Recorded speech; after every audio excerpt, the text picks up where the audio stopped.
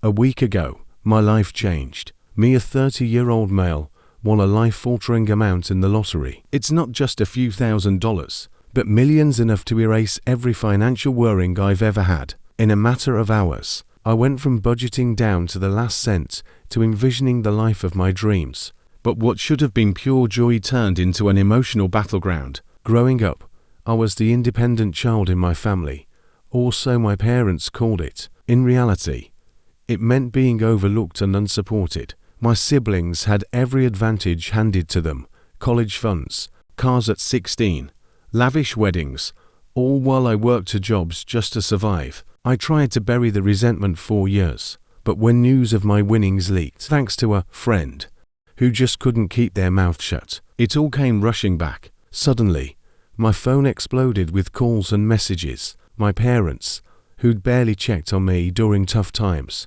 transformed overnight into loving, attentive caretakers. At least that's how they tried to act. The demands were cloaked as family needs. My siblings laid out detailed plans of how my winnings would bring us closer, paying for their children's college, buying out mortgages, funding family trips, and more. When I refused, explaining I had plans to secure my own future, they lost it. Screaming matches, guilt trips, crocodile tears, all on repeat. My father called me a disgrace to the family, and my mother claimed I was spitting on their sacrifices. One of my brothers showed up at my door unannounced. He demanded his share, accusing me of abandoning blood for greed. I felt cornered, humiliated, and angry. My partner, who has supported me through everything, told him to leave before calling the police. Now, my family paints me as the greedy villain who turned his back on them when they needed him most. So, here I am, financially free but emotionally torn.